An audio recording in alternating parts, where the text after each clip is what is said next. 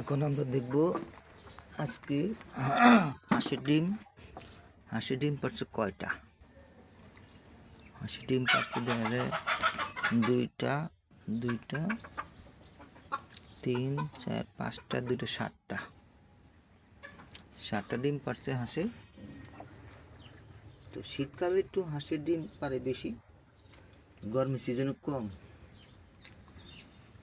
তো মোটামুটি এই শীতের সিজনে পারবে, শীতকালে আর ডিম বেশিটা পারে না। তেমন 9টা হাঁস আছে, 9টার ভিতরে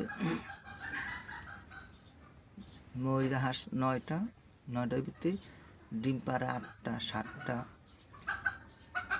পারবে, এক লগে 9টা পারে না। আর বেটা হাঁস আছে 2টা,